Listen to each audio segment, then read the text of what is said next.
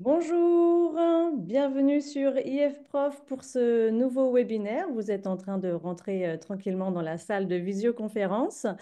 Donc, ce nouveau webinaire IF Prof sur la thématique Enseigner autrement avec l'ANL, comprendre l'approche neurolinguistique en français langue étrangère. C'est un webinaire qui est adossé au module de formation que nous proposons donc évidemment sur IF Prof. Voilà, dans la partie formation. Et donc, l'objectif de ce webinaire est de vous présenter ce module et de vous donner des informations et des idées complémentaires. J'ai le grand plaisir pour ce webinaire aujourd'hui d'être accompagnée donc de Inès Ricordel et Vitry Truong. Alors, je vous présente rapidement tous les deux pour nos participants. Donc, Inès, toi, tu es formatrice en français langue étrangère depuis 20 ans. Tu as enseigné dans diverses institutions en Chine. Tu as été également coordinatrice, responsable académique. De retour en France, tu travailles plutôt avec des publics en alpha, post-alpha et dans le domaine de l'insertion professionnelle. Tu es spécialisé donc en approche neurolinguistique depuis un moment. Vitry, toi, tu es également formateur en français langue étrangère. Tu as également travaillé à l'étranger, en Chine notamment. Tu es ingénieur de formation en FLE et en FOSS. Tu as donc une spécialisation en français sur objectifs spécifiques. Et tu travailles actuellement donc avec des publics allophones dans un lycée professionnel. Voilà, donc des profils et des expériences très variées.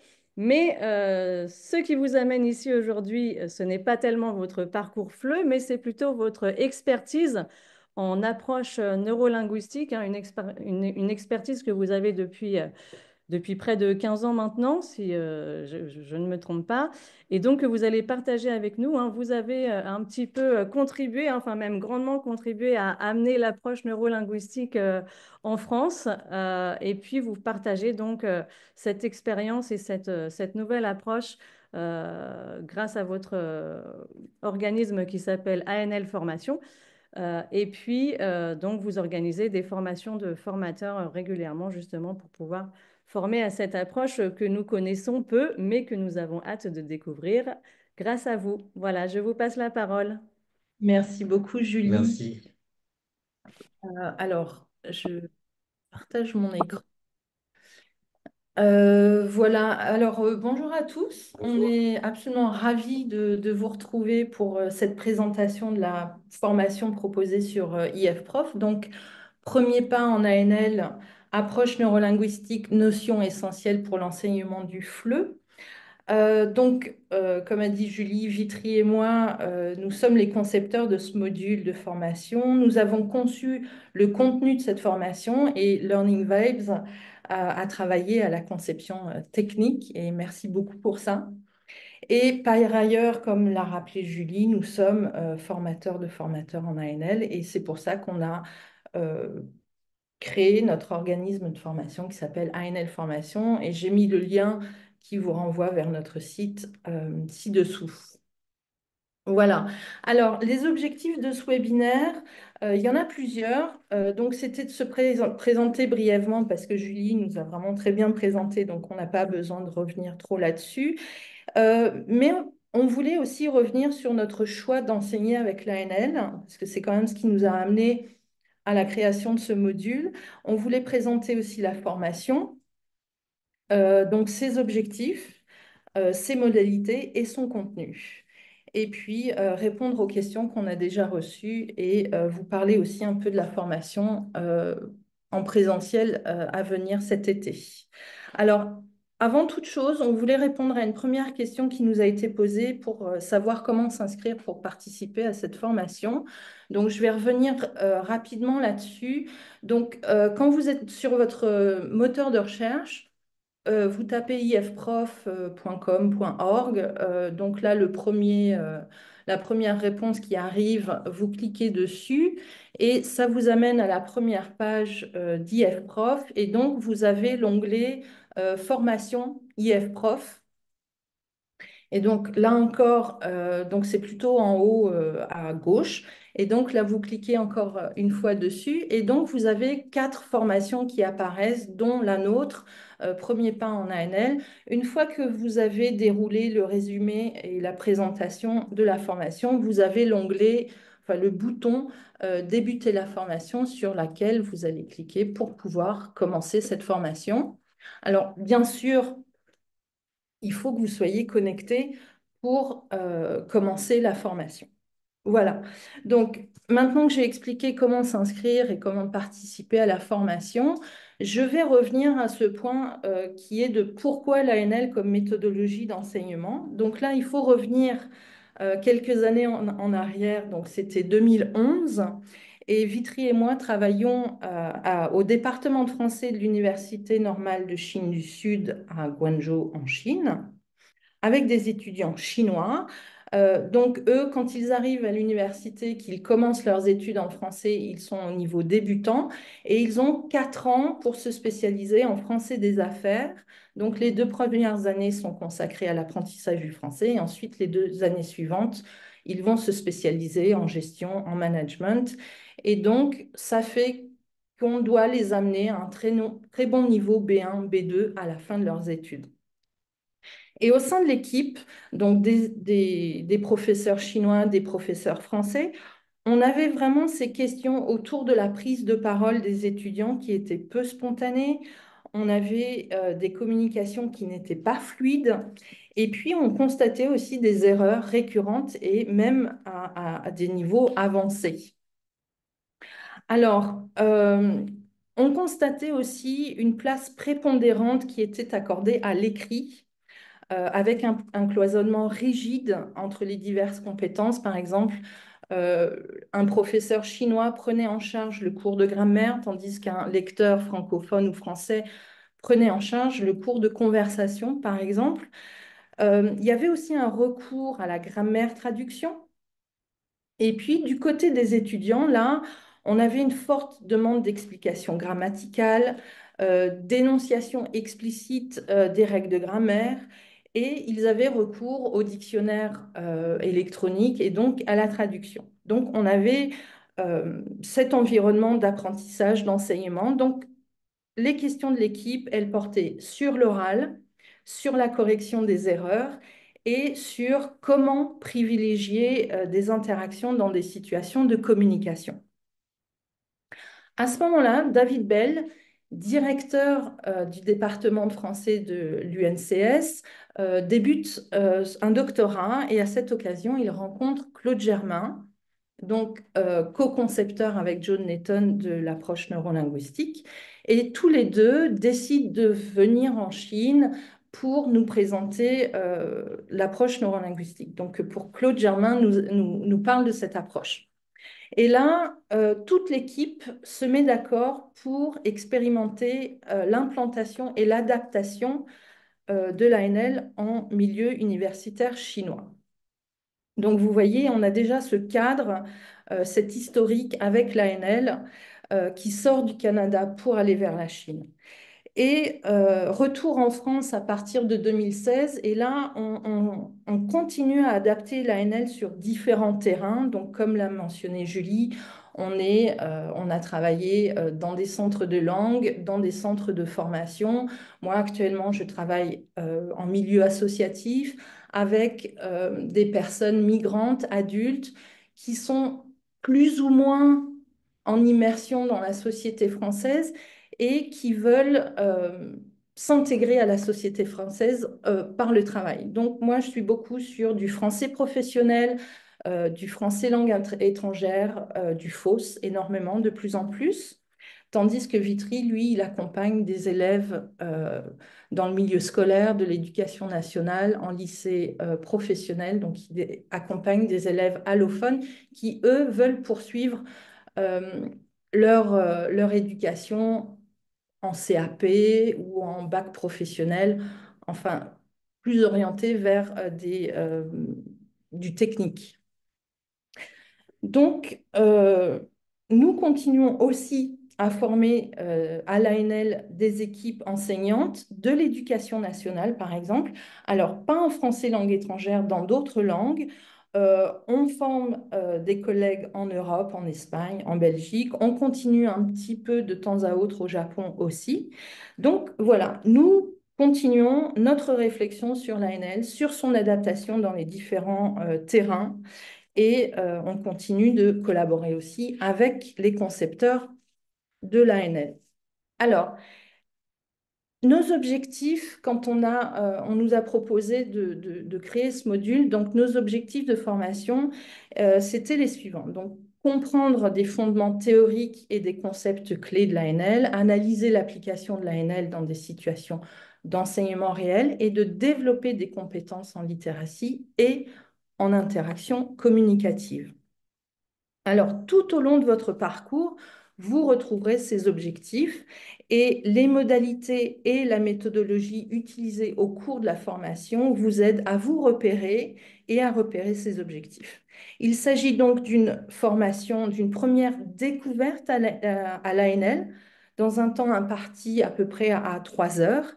Et c'est pourquoi il s'agit surtout des notions de base sur l'ANL autour des origines, de ses fondements et de la phase orale dans l'ANL, parce qu'il faut savoir que en ANL, on a aussi une phase de lecture et une phase d'écriture, mais qui ici ne sont pas abordées faute de temps. Alors, c'est une formation asynchrone, gratuite et ouverte à tous ceux qui souhaitent poursuivre leur formation continue.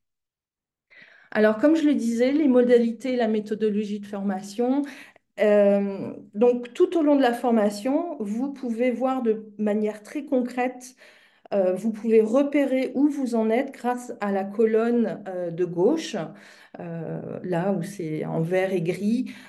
Ça vous indique où vous en êtes dans votre formation, dans votre parcours de formation. Et cela vous indique ce que vous avez déjà complété et ce qui vous reste à compléter. Alors, nous, on était vraiment dans une optique de réflexion, de réflexivité sur l'enseignement, sur l'apprentissage des langues. C'est pourquoi on vous propose des vidéos. Tout au long de la formation, il y a plusieurs vidéos de mise en situation d'apprentissage ou d'enseignement. Et pour qu'il y ait une réflexion au moment du visionnage de ces vidéos, on vous fait faire des hypothèses avant de visionner la vidéo en question. Donc, ça vous incite à réfléchir à l'apprentissage, à la position de l'apprenant, et ça vous incite aussi à réfléchir à vous, en tant qu'enseignant, votre position dans la salle de classe. Donc, on a des hypothèses qui sont émises avant le visionnage de la vidéo de cours et on vous aide avec des questions qui vous ont posées. Donc, vous voyez là, par exemple, euh, le, la capture d'écran avec une des questions, par exemple, qui vous aide à analyser. Au moment où vous regardez la vidéo, vous pouvez analyser les comportements des apprenants, de l'enseignant, par exemple. Et ensuite, on a une troisième vidéo qu'on appelle une vidéo décryptage et qui, là, revient sur les questions qui vous avaient été posées. On revient, on analyse, on répond aux questions. Et donc là, à ce moment-là, on a un apport théorique de l'ANL assez important. Tout au long de la formation, vous avez aussi des quiz. Donc là, ça vous permet de vous évaluer au fur et à mesure de votre parcours de formation. Donc, ce sont des évaluations formatives. On a aussi ajouté des ressources complémentaires parce qu'il nous semblait intéressant que vous puissiez aller trouver des articles ou des entretiens avec les concepteurs de l'ANL sous forme de vidéo, par exemple, afin d'approfondir certains points qui auraient pu vous interpeller plus que d'autres. Et enfin, à la fin de la formation, vous avez une évaluation sommative qui vous est proposée, soumise, à laquelle il faut obtenir 70% de questions de réponses correctes. Et c'est ce qui vous permet d'obtenir une attestation de réussite. Donc moi, je suis très fière d'avoir mon attestation de réussite à la formation proposée par Anneline Godel sur l'art de la fiche pédagogique. Voilà, Bravo. donc je la montre. Voilà. Alors, maintenant, à propos des contenus de la formation, donc la formation, elle est divisée en trois grandes parties, donc origine et découverte clé de l'ANL, notions fondamentales en ANL, stratégie pour l'enseignement de la phase orale.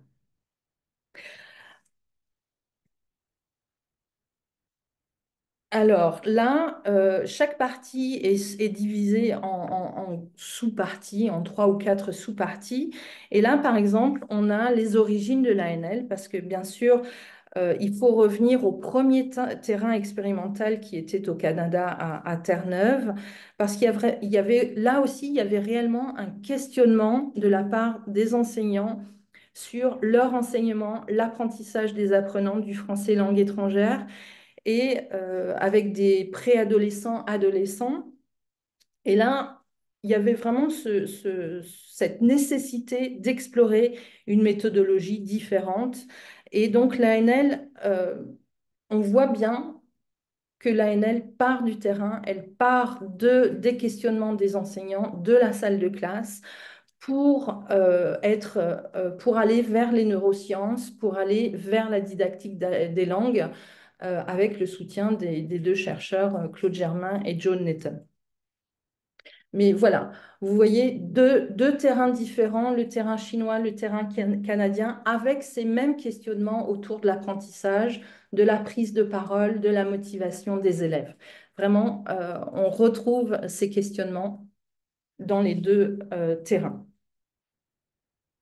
Alors, dans la deuxième partie, on parle des notions fondamentales.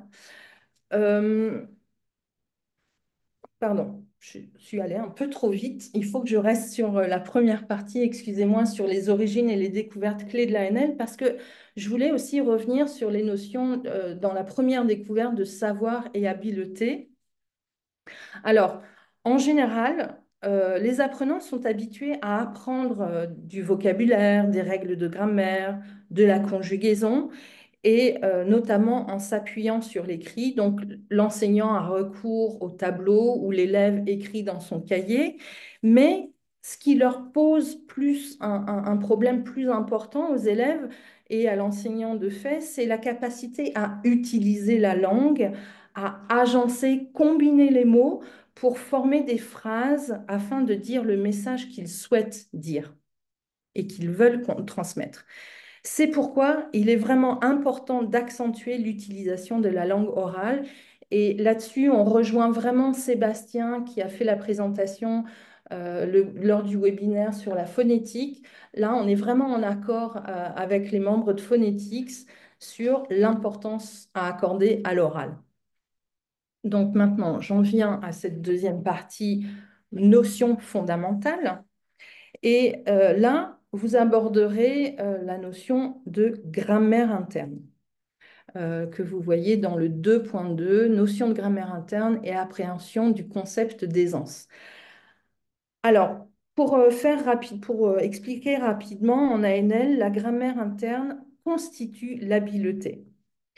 C'est en apprenant à s'exprimer à l'oral que l'apprenant développe sa grammaire interne, c'est-à-dire sa capacité à communiquer.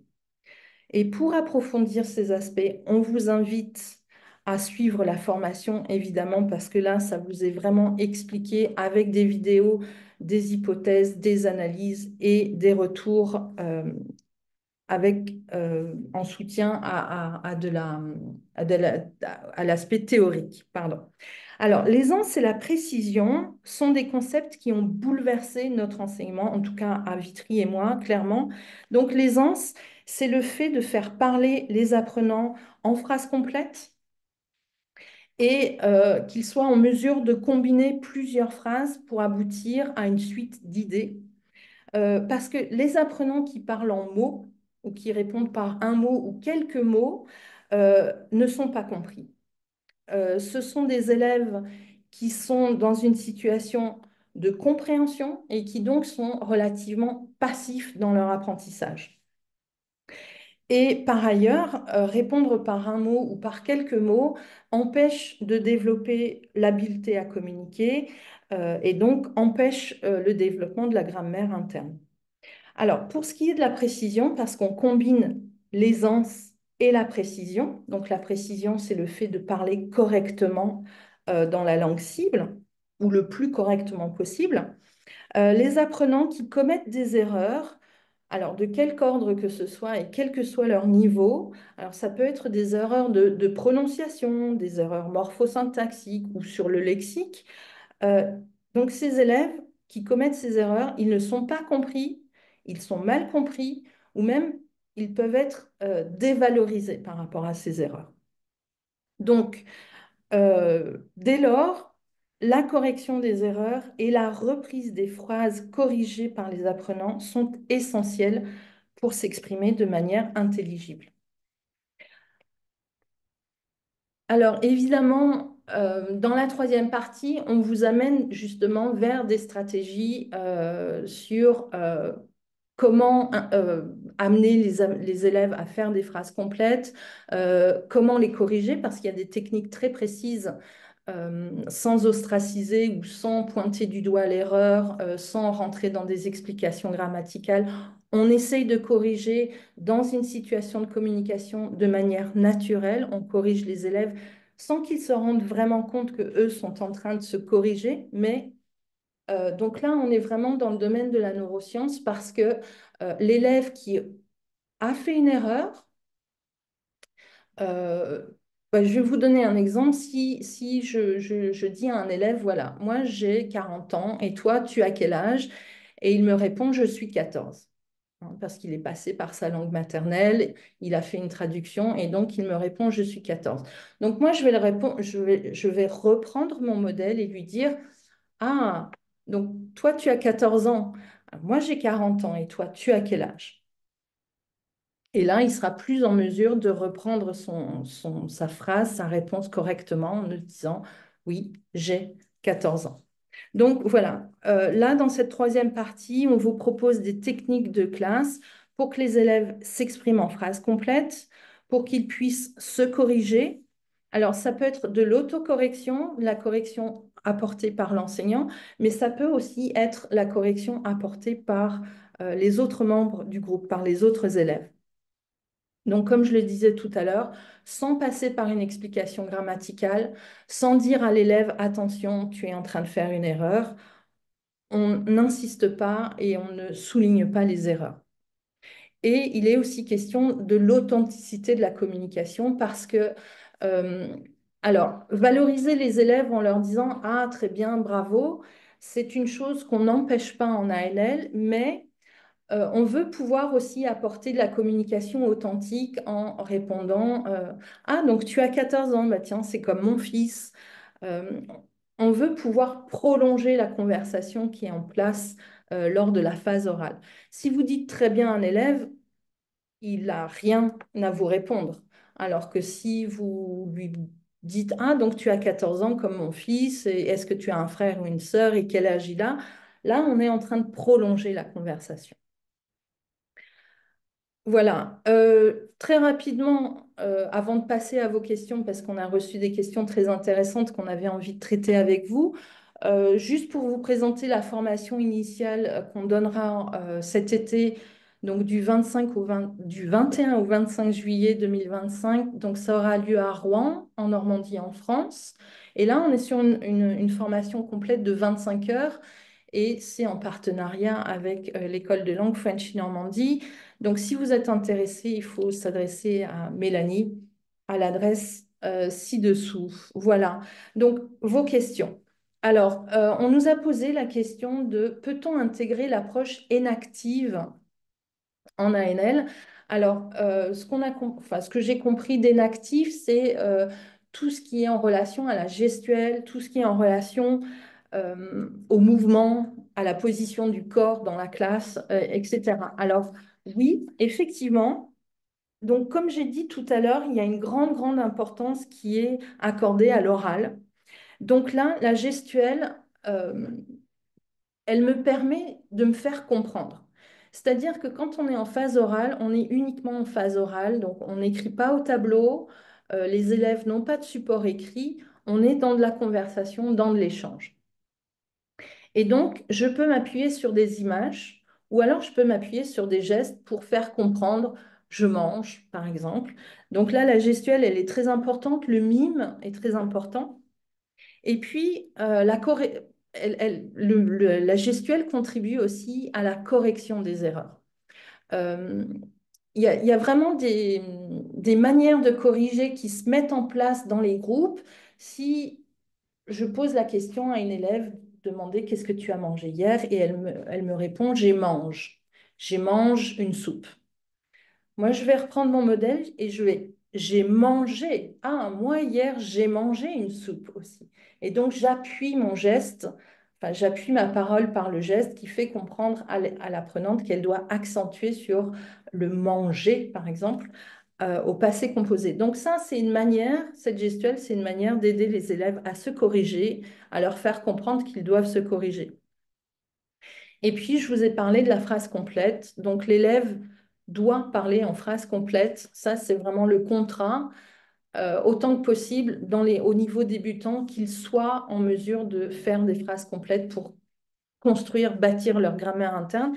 Et là aussi, le geste, il est ritualisé parce que souvent, la formatrice ou l'enseignant va dire, fais une phrase. Donc, on a ce geste. Et c'est ritualisé dans le sens où les apprenants eux-mêmes sont tellement habitués à voir faire ce geste par l'enseignant qu'ils finissent par le prendre pour eux et dire à l'élève, fais une phrase. Donc, il y a ces rituels qui se mettent en place, qui sont intéressants. Et puis, la position du corps dans la classe, ce qui est intéressant, c'est qu'en phase orale, on a des étapes. Et à certaines des étapes, on va inviter les élèves à se lever, à se mettre debout, à circuler dans la classe pour rencontrer d'autres partenaires, pour qu'on ne soit pas toujours assis et à poser des questions à notre voisin ou à la personne en face de nous. Là, il y a cette mobilité dans la classe qui est intéressante aussi. On avait une deuxième question sur le processus de traduction. Alors, est-ce que ça fait partie de l'approche neurolinguistique? Donc, a priori, nous, on répond non parce que les apprenants doivent être dans un engagement cognitif. Euh, donc, tout à l'heure, j'ai choisi un exemple sur l'âge parce il est assez parlant. C'est-à-dire que si je pose la question à un élève de lui dire tu as quel âge, il réfléchit dans sa langue maternelle à I am 14. Donc, il pourrait traduire et dire je suis 14. Donc ça ne fonctionne pas dans ce cas-là. Nous, on passera par un modèle, l'enseignant passe par un modèle, donc voilà, j'ai 40 ans et toi, tu as quel âge? Il entend ce modèle, donc il peut adapter sa réponse à sa situation, à lui. Donc là, on est dans ce phénomène d'engagement cognitif. Donc voilà, en ce qui concerne la traduction, on avait aussi peut-être le phénomène que si l'élève sait que l'enseignant va traduire directement après avoir parlé en français, il va y avoir une certaine paresse qui va s'installer et donc il n'y aura plus d'engagement cognitif, il n'y aura plus cet effort intellectuel que l'élève doit fournir. Euh, par contre, on est souvent dans des situations où les élèves ils ont besoin de se concerter entre eux. Donc, par exemple, moi, j'ai des élèves qui vont parler en arabe ensemble pour se dire, est-ce que j'ai bien compris ce mot? Ça veut bien dire ça. Donc là, elles passent par la traduction. Ou alors, il y a une élève qui va me parler en anglais et elle va me demander si elle a bien compris. Moi, je lui réponds en français. Je lui dis oui, tout à fait, c'est ça. Mais elle peut me parler en anglais sans problème. Donc voilà, on voulait répondre un peu aux questions de la traduction. Je ne sais pas si on apporte vraiment les réponses, mais voilà ce qu'on voulait dire à propos de la traduction. On a aussi une question très importante sur la question de la motivation et de l'engagement des apprenants en FLE. Donc là, tout à l'heure, j'ai parlé de l'engagement cognitif. C'est extrêmement important de vraiment engager l'apprenant dans son apprentissage, de lui faire reprendre ses phrases corrigées, de l'impliquer dans son apprentissage en lui faisant faire des phrases complètes. Et puis, qu'est-ce que je pourrais répondre aussi à cette question-là? La motivation, ce qu'on a dit tout à l'heure, si l'enseignant il traduit dans la langue maternelle de l'apprenant, l'apprenant il n'induit pas le sens grâce à ce qui a été dit avant, ce qui a été il ne peut pas induire le sens grâce au contexte, donc il ne sera pas impliqué dans l'élaboration de sa propre pensée à travers le langage dans la langue d'apprentissage. Et donc ça nous renvoie au chercheur Vygotsky. Et puis, il y a aussi la question de l'authenticité. Tout à l'heure, je vous ai dit, l'enseignant en ANL, bon, il peut dire très bien à un élève, mais il peut aussi le relancer dans la conversation en lui disant, ah bon, tu fais ça? Moi, j'ai pour habitude, par exemple, dans un cours, de parler des jeux dans l'enfance de certains apprenants, enfin des apprenants de la classe, et de leur dire, bah, qu'est-ce que tu jouais à quoi quand tu étais petit? Et une fois, j'ai eu un élève qui m'a dit, mais moi, je faisais rien, je jouais pas. Je dis, mais d'autres personnes ont réagi en disant, mais qu'est-ce que tu faisais? Et il nous a dit, mais je m'occupais des moutons. Et là, moi, c'est de le relancer en lui disant, ah, mais alors? Où est-ce que tu t'occupais des moutons? Tu t'occupais des moutons avec qui? Donc, c'est porter de l'intérêt à ce qu'il faisait quand il était petit et le relancer, l'engager à nouveau dans cette conversation et lui montrer que ce qu'il est en train de me dire m'intéresse beaucoup et nous intéresse, nous tous dans le groupe. Donc là, on a de la motivation. Et les recherches en neurosciences cognitives, elles montrent la participation du système limbique dans le cerveau qui apporte du plaisir à communiquer. Donc moi, si je réagis face à ce que me dit l'élève en étant intéressé à son message, il éprouve du plaisir, donc il est de plus en plus motivé. Et donc, ces notions d'authenticité dans la communication, elles nous paraissent très importantes parce que ça crée un, un cercle virtueux où l'élève va parler, avoir envie de parler de plus en plus. On a eu une dernière question qu'on avait envie de reprendre un petit peu avec vous aussi. C'était une question assez large sur comment apprendre à mémoriser et comment apprendre à apprendre. Ça nous a paru très intéressant. Bon, c'est très large, mais euh, bon, déjà, le fait de passer par l'oral dans une première phase, ça aide l'apprenant à mieux lire. Parce que je vous ai dit tout à l'heure, on a une phase orale, une phase de lecture, une phase d'écriture. Donc, un apprenant qui est capable de parler, de dire par exemple, aujourd'hui, je porte un pantalon blanc, ça va l'aider à lire sa mère porte un chemisier blanc. Et il va pas lire enfin, son par son en disant sa mère portait un chemisière blanc, par exemple. Si on sait dire correctement à l'oral, on peut lire correctement ce qui est écrit ou alors on peut se corriger plus facilement.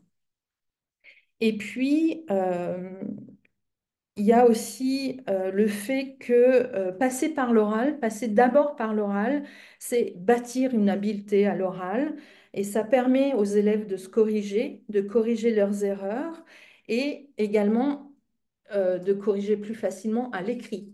Parce que si je reste avec cet élève qui me dit je suis 14, si je ne le corrige pas, qu'est-ce qu'il va écrire au moment de la phase d'écriture? Il va écrire je suis 14.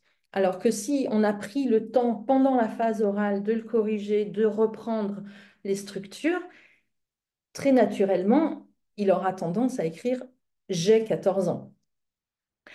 Et puis, il y a une technique aussi en phase d'écriture qu'on utilise, c'est que on peut cacher, c'est-à-dire que les élèves écrivent pendant la classe. Hein. On ne demande pas aux élèves d'écrire en dehors du cours, on essaye d'avoir des temps d'écriture pendant la classe. L'enseignant circule dans la classe et si on voit une erreur, on va cacher le texte qu'est en train d'écrire l'élève et on revient à l'oral en lui disant, alors, tu as quel âge? Moi, j'ai 40 ans. Et toi, tu as quel âge? Bah, j'ai 14 ans. Ah, alors, regarde ce que tu as écrit. Donc, ça va l'aider à corriger son erreur à l'écrit. On a parlé aussi, j'ai parlé des phrases complètes, l'importance de faire des phrases complètes, surtout au niveau débutant. C'est aussi donner au niveau débutant le moyen, au fur et à mesure, de s'exprimer par phrase complète, de combiner des phrases complètes et donc d'avoir une suite d'idées cohérentes et donc de faire une conversation de plus en plus longue. Et donc, ça permet d'induire plus facilement le sens d'un mot ou le sens d'une phrase grâce à un contexte.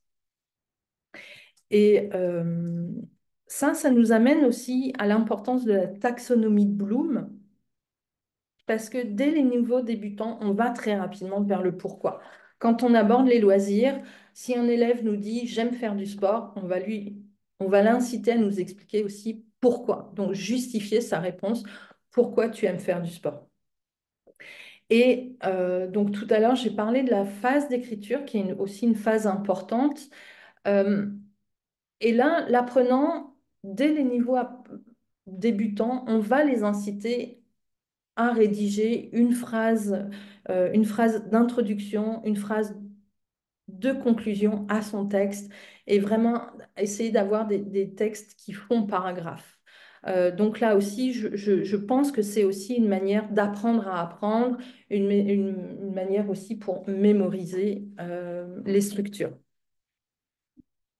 Alors, je pense que Vitry voulait revenir un petit peu aussi sur cette quatrième question de mémoriser et apprendre à apprendre. Voilà. Ah, bonjour. Sur comment apprendre à apprendre, euh, il s'agit pour les élèves de réfléchir à leur processus d'apprentissage. Et dans cette perspective, à la fin d'une séquence complète, d'une unité, nous discutons avec les élèves, nous faisons un bilan, nous discutons de ce que nous avons appris. Donc, vous avez à l'exemple. Vous avez par exemple à l'écran une affiche que j'ai pris en photo, que j'ai zoomé, qui est affichée dans ma salle de classe. Et donc là, nous voyons que les élèves ont appris à décrire leur emploi du temps, quelle structure principale ils ont utilisée, comme par exemple le mardi, j'ai cours de FLE de 9 heures à 10 heures, mais aussi d'autres choses. Inès vous a parlé qu'on allait très vite sur le pourquoi. Et voilà, ça, ce sont des réflexions qui sont venues qui viennent de la part des apprenants. Donc, quelqu'un a proposé, bah, qu'est-ce qu'on a appris? Bah, comment expliquer pourquoi j'aime mon emploi du temps? Et un exemple de réponse. Voilà. Je crois que le temps arrive. Ah, déjà. Mais je ne sais pas si tu voulais revenir rapidement sur cette deuxième affiche que tu nous proposes, qui est intéressante aussi. Oui, alors, euh, il y a aussi dans le bilan une réflexion sur les rapports son-graphie pour aider à la lecture. Et bon, là, euh, j'avais incité les apprenants à faire un tel bilan sur le plan phonologique, phonétique. Donc, bah, je leur disais, bah, vous vous rappelez dans cette unité, dans le texte que nous avons lu, comment on écrit le son O? Euh, et bien là, un des élèves a fait l'affiche, voilà, et on demande à la classe, bah, vous vous rappelez dans quel mot on entend le son O et comment ça s'écrit? Ah bah oui, monsieur, le français, c'est pas facile. Ça, O, ça s'écrit O, mais ça peut s'écrire AU, et ça s'écrit aussi EAU. Ah oui, dans quelle phrase?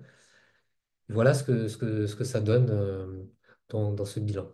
Oui, et là, donc, faut dire que ce repérage d'un son et ses graphies, elles se font lors de la phase de lecture dans un deuxième temps, parce que là, on va s'intéresser justement au rapport son-graphie dans le texte de certains mots et de la grammaire, des aspects grammaticaux dans le texte. Voilà, donc voilà. Donc, on a terminé notre présentation. Donc, j'arrête le partage. Voilà.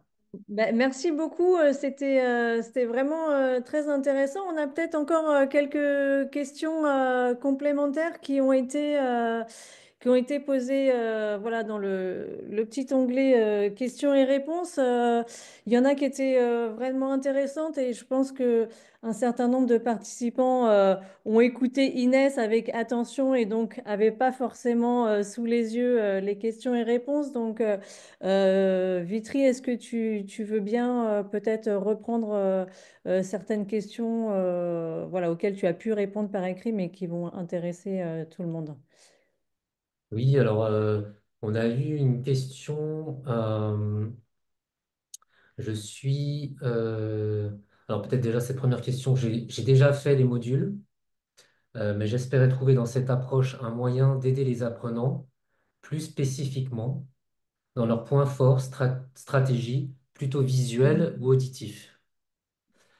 Euh, alors, bah justement, lors de cette phase orale, comme l'a dit Inès, il n'y a rien écrit au tableau euh, pour pouvoir bâtir cette compétence, cette habileté à utiliser le langage sous sa forme orale. Mais si si on écrit euh, des mots au tableau, déjà ça va couper la spontanéité dans les échanges lors de cette phase orale. Je vous rassure, on écrit aussi, hein, mais lors de la phase d'écriture. Et déjà, ça va couper la spontanéité.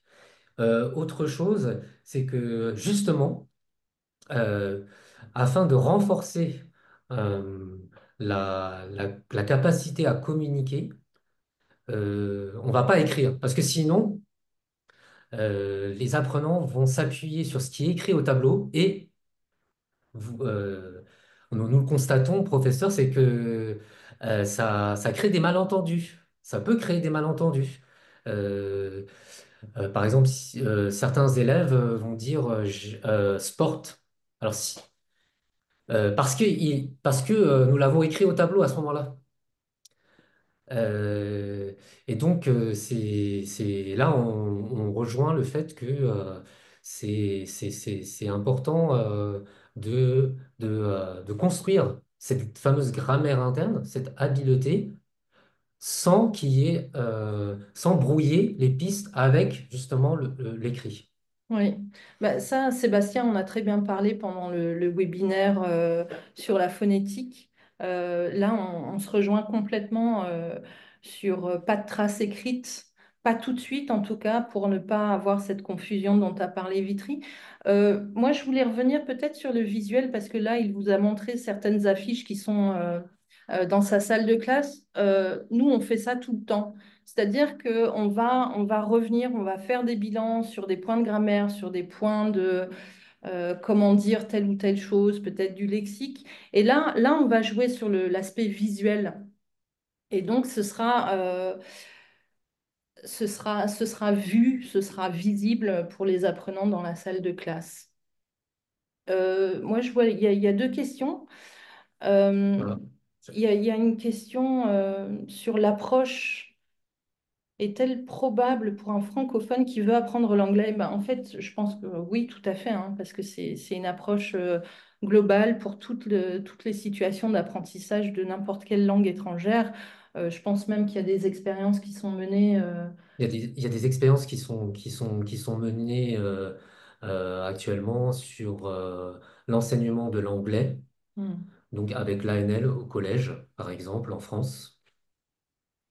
Donc c'est tout à fait possible. Et d'ailleurs, même dans les origines même de l'ANL, en fait, l'approche neurolinguistique a été créée au départ par une professeure qui enseignait l'anglais, en fait. En fait, l'ANL s'est inspirée d'une professeure d'anglais qui enseignait euh, L'anglais. l'anglais à des francophones voilà, au Au Canada. Canada. Oui. Il y avait aussi cette question, je suis enseignant en français langue seconde, français d'immersion, français intégré, français de base aussi au Canada.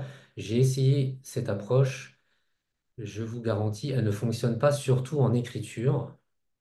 Euh, donc, comment on pourrait répondre à cette question Je ne sais pas si comment on pourrait répondre à cette question. Cette personne a posé une deuxième question, peut-être. Ce serait plus facile de répondre à cette question. Pour dégager le sens en compréhension générale sur un texte, on insiste à faire lire l'histoire par les élèves, en chœur ou en sous-groupe, individuellement selon les besoins. Comment pouvons-nous faire ça? Euh, Moi, je comprends la question de la manière suivante, peut-être de cette façon-là, c'est comment les élèves peuvent lire l'histoire, comment ils peuvent la, la, la, De comprendre. la comprendre. Euh, Ça, pour la comprendre, donc, il y a déjà la modélisation orale, la phase orale, qui permet aux apprenants d'acquérir l'utilisation d'une nouvelle structure.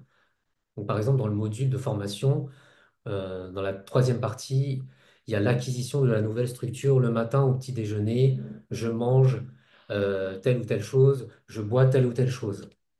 Ces structures-là, en fait, sont sont les structures principales qui sont essentielles à acquérir, ce sont les structures essentielles qui se retrouvent dans le texte de lecture. Euh, et donc, si la question c'est comment les élèves peuvent lire, comprendre l'histoire s'ils ne la comprennent pas, eh bien, ils vont pouvoir la comprendre si précédemment ils ont utilisé les structures principales dans le texte, par exemple sur l'alimentation, en l'occurrence, si c'est les habitudes alimentaires des professeurs, par exemple, de la classe. Euh, Ça sera plus facile de comprendre ce texte sur les habitudes des Mm. professeurs si précédemment, en Mais, phase orale, oui, a été acquise la structure je mange telle ou telle oui. chose, je bois Et telle ou telle il y a chose. le fait aussi qu'une fois, bon, il y a cette phase orale qui apporte certaines structures du lexique, et puis on va passer à l'étape de la lecture, où là, avant de lire le texte, on va préparer cette lecture en modélisant des mots importants qui sont dans le texte pour qu'il n'y ait pas de frein à la lecture. C'est-à-dire qu'on va utiliser d'abord à l'oral le nouveau lexique, les nouvelles structures. On va faire émettre des hypothèses sur le contenu du texte et à ce moment-là, lors de la lecture, il y aura moins de freins parce qu'on aura vu ce vocabulaire, on aura vu ce lexique avant à l'oral, on aura vu les nouvelles structures. Donc, et il y a le fait aussi que l'enseignant lit le texte.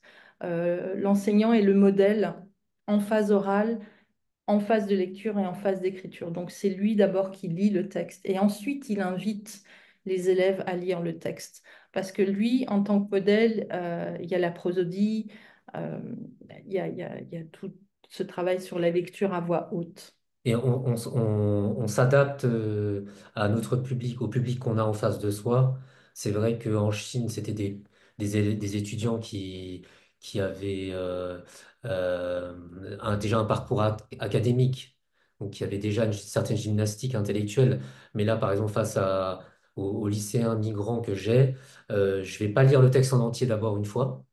Je lis phrase par phrase. Et je peux demander je lis une phrase et ensuite à un élève de lire la phrase euh, pour aller plus progressivement. Là, il faut plus d'étapes face à certains publics qui ont moins l'habitude, hein, et qui ont moins d'habitude académique. On pourra même le relire le texte enfin, une Oui, deuxième fois ou faire lire le texte en paragraphe. Euh, voilà. Parfait, merci. On a énormément de questions qui sont arrivées entre-temps. Je ne sais pas si vous aurez le temps de répondre à tout. Il y avait une question sur les publics à un moment donné, de savoir si c'était une méthode qui était adaptée aux adolescents. Mhm, mhm. Bah, oui, au départ, ce qu'on appelle au Canada, on appelle ça le français intensif. Elle était vraiment destinée à un public préadolescent, adolescent. Donc au Canada, c'est en place pour ce public-là. Il y a des expérimentations qui sont en cours en France dans des collèges. Donc oui, ça s'adresse à des élèves adolescents tout autant que les publics que nous avons qui sont des adultes. Ok. Il y avait des questions aussi relatives à voilà comment dire l'approche ANL et le rapport ou le recours à la langue maternelle. Mais ça, vous y avez répondu déjà tous les deux, hein, Inès dans ta présentation et Vitry à l'écrit. Euh, on a une question de Dominique. Pour compléter un peu ce qui avait été répondu tout à l'heure, c'était par rapport aux points forts et aux stratégies. Dominique demande si cette méthode peut aider les élèves ou les apprenants dans leur domaine fort. Certains l'auditif, pour d'autres le visuel ou le kinesthésique. Ouais. Effectivement, je pense on est quand même sur une méthode globale parce qu'on passe par la phase orale. Donc là, on va être vraiment dans la conversation. Donc on va vraiment appuyer sur qu'est-ce que j'entends, qu'est-ce que je comprends, qu'est-ce que je réponds. Et après, on va... Alors moi, pour des publics adultes, migrants, peu scolarisés, je vais écrire à la fin de la phase orale, je peux écrire, alors j'écris des phrases, on va lire les phrases. Donc là, on manipule vraiment et l'oral et l'écrit.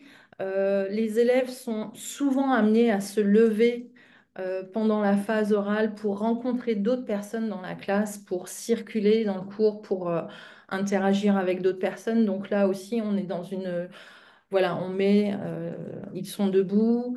euh, ils- voilà, je ne sais pas si tu voulais répondre autre chose là-dessus, Vitry. Euh, non, non. Oh, mais Vitry était en train d'écrire et était en train de répondre à Oui, Mohamed. C'est vrai, c'est Donc, vrai. on va pouvoir en faire profiter tout le monde. En fait, c'est justement un peu sur cette question de la temporalité entre l'oral et l'écrit. C'est vrai que c'est une question qui se pose beaucoup, enfin voilà, à tous les enseignants. L'oral d'abord, oui, mais l'écrit, c'est aussi important. Comment on articule les deux? Alors, vous avez donné des exemples très concrets, hein. Il y en aura d'autres dans le module, mais vous avez donné quelques exemples. Mais là, Mohamed nous dit, peut-on donner aux élèves le temps d'écrire ce qu'ils veulent dire avant de répondre oralement? Parce que certains élèves hésitent à parler par peur de se tromper, de mal formuler, de se faire juger, etc. L'écriture leur donne une sécurité et les aide à gagner en confiance avant de prendre la parole. Oui, je comprends bien parce qu'avec les élèves chinois, les étudiants chinois, on était vraiment dans cette problématique de la prise de parole, d'avoir peur de prendre la parole. Alors, nous, en tant qu'enseignants, on doit vraiment créer une atmosphère bienveillante où on s'intéresse au message qui est donné par l'étudiant. C'est ce qu'il nous dit qui nous intéresse. C'est pas le comment il nous le dit. Est-ce qu'il nous dit correctement ou pas correctement? Ça, on va pas porter de jugement en disant, ah, fais attention, tu fais une erreur. Oh, oui, bravo, tu parles très bien. On n'émet pas de jugement sur la manière de parler. Mais par contre, on va réagir en disant, ah oui, c'est vrai, tu fais ça, c'est super, bravo. Donc, on est dans cette atmosphère bienveillante où on incite l'élève à parler parce qu'il a un message à nous donner et que ce message nous intéresse et intéresse tout le groupe. Et on va pas en fait stigmatiser l'erreur. Dans, dans le module de formation sur IFProf, euh, nous donnons des exemples à travers donc des vidéos de situations réelles d'enseignement. Et donc, comme le disait Inès, vu qu'on on va pas pointer l'erreur, en fait, on va utiliser des techniques de correction d'erreur, mais sous forme de Mm, conversation qui mm. paraissent naturelles pour l'apprenant, en fait. Euh, donc, voilà, c'était ça que je Et voulais compléter sur ça. je pense d'autant plus que grâce à cette manière de corriger les élèves, ça fait que les élèves sont impliqués. Donc tout le groupe est impliqué et va aider une personne peut-être à se corriger aussi. Et moi, j'ai toujours vu que c'était fait dans de la bienveillance. Il y a très peu de moments où quelqu'un se moque. Euh, ça, ou du moins, ça s'atténue. Ça peut être comme ça au départ, mais quand les élèves voient les réactions de l'enseignant, donc ils laissent tomber les moqueries et donc ça disparaît assez rapidement. Et Donc, puis, mais on essaye quand même de préserver la spontanéité de l'oral. Donc vraiment d'inciter l'élève à nous répondre sans passer par l'écrit. Parce que l'écrit, ça veut dire qu'il est en train de réfléchir, il est en train de penser grammaire peut-être, et donc là, on perd en spontanéité et et, l'aisance n'est plus là. et l'aisance n'est plus là parce que c'est non seulement parler en phrase complète, mais c'est parler en phrase complète sans hésitation, sans chercher ses mots ou Mm. chercher des mots dans le dictionnaire ou euh, euh, sans bloquer. euh, et que là, qu'il n'y ait ni tension qui apparaisse pour le locuteur et l'interlocuteur. Euh, et puis aussi, je voulais ajouter que on va pas forcer un élève qui ne veut pas parler, mais comme a dit Inès, ça va s'estomper cette peur parce il va se rendre compte qu'il y a des apprenants qui arrivent à s'exprimer devant tout le monde. Et comme l'a dit Inès tout à l'heure, il y a une étape où les apprenants en fait travaillent en diade ou à trois ou à quatre. Et là, ceux peut-être qui sont timides à prendre la parole devant tout le monde, là, en petit groupe, ils vont avoir plus de facilité à Oui, s'exprimer. il y a moins de pression à ce moment-là, ouais. Effectivement. Très bien, mais je vois l'heure de fin de cette présentation qui approche. Je vais prendre peut-être quand même une dernière question, puis j'apporterai moi des précisions un peu techniques. On avait une question de Khaled un petit peu plus tôt, Khaled Sofiane qui demandait en fait, et ça sera peut-être un peu la conclusion, ou si vous voulez finir là-dessus, en fait, quelle différence entre votre formation et la formation du CIFRAN par Claude Germain. Alors, je ne sais pas si c'est question de différence, mais en tout cas, il y a une filiation. Si... Oui, mais attention, hein, Cifran, ça n'est pas Claude Germain. Bon, Il faut pas impliquer Claude Germain dans le Cifran, Bah, déjà. déjà c'est une première différence. L'autre différence de mémoire sur le programme de formation. euh, euh, leur première journée, alors je ne vais pas me tromper, hein, bien sûr, hein, mais il me semble que leur première journée est consacrée à la théorie et au fondement, toute la première journée. Et nous, on passe un peu plus rapidement à la pratique. Il y a des pratiques dans les deux formations.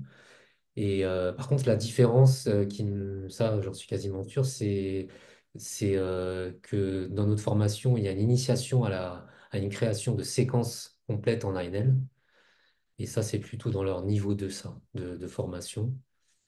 Et puis après, voilà, ça, c'est des grosses différences. Enfin, les différences. d'accord, très bien. Bah, merci beaucoup. Alors, il y a d'autres questions qui arrivent là, mais on va devoir peut-être clôturer. Alors, je prends juste la question de Chéri, hein.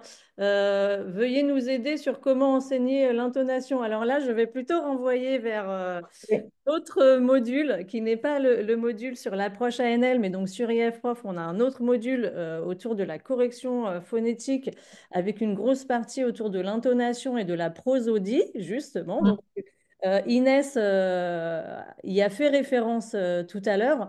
Donc voilà, je vous invite plutôt à aller voir le webinaire de présentation qu'on a fait la semaine dernière, que vous allez retrouver en rediffusion sur IFProf, et puis le module donc sur la correction phonétique. Voilà, on va devoir s'arrêter là.